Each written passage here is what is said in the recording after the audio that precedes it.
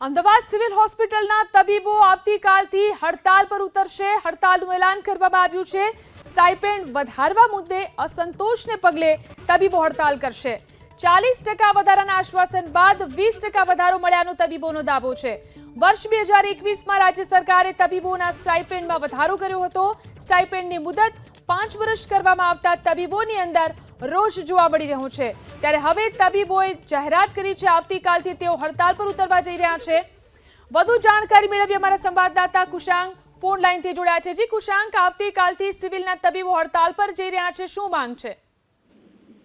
બિલકુલ, રાજ્ય સરકારે ગઈકાલે જુનિયર ડોક્ટર, રેસિડેન્ટ ડોક્ટર સહિતના જે તબીબી સ્ટાફ છે તેના સ્ટાઇપેન્ડમાં વધારો કર્યો, પણ બીજા દિવસે જે રેસિડેન્ટ તબીબો છે સિવિલ હોસ્પિટલની બીજે મેડિકલ કોલેજના તેમના તરફથી ત્યાં જાહેરાત કરવામાં આવી છે આવતીકાલથી એટલે કે સોમવારથી રેસિડેન્ટ ડોક્ટરો અને જુનિયર ડોક્ટરો છે તે હડતાલ પર જઈ રહ્યા છે। તેમનો દાવો છે કે 9 જુલાઈના રોજ આરોગ્ય મંત્રી સાથે તેમની બેઠક થઈ હતી। આરોગ્ય મંત્રી તરફથી નિવેદન આપવામાં આવ્યું હતું કે આ વખતે જે સ્ટાઇપેન્ડ વધારો 40% આપવામાં આવશે, પરંતુ ગઈકાલે એટલે કે શનિવારે જે સ્ટાઇપેન્ડ જાહેર કરવામાં આવે તેમાં 20%નો વધારો કરવામાં આવ્યો છે।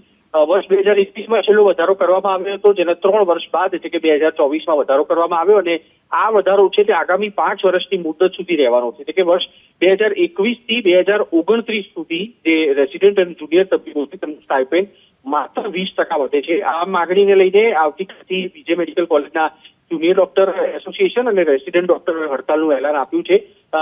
અન્ય જે સરકારી કોલેજો છે, મેડિકલ કોલેજો છે, ત્યાં આગળથી હજી સુધી તે વાતની જાહેરાત કરવામાં નથી આવી, પરંતુ દાવો એ છે કે આ સમગ્ર રાજ્યમાં તે હડતાલ લાગુ પાડવામાં આવશે, જેના કારણે સરકાર પોતાનું જે આશ્વાસન આપ્યું હતું તેના પર કાયમ રહે અને તબીબોની જે માંગ છે 40% સ્ટાઇપેન્ડની તે દિશામાં સરકાર પુનઃ વિચારણા કરે। જી આભાર કુશાંક, તમામ જાણકારી આપવા માટે।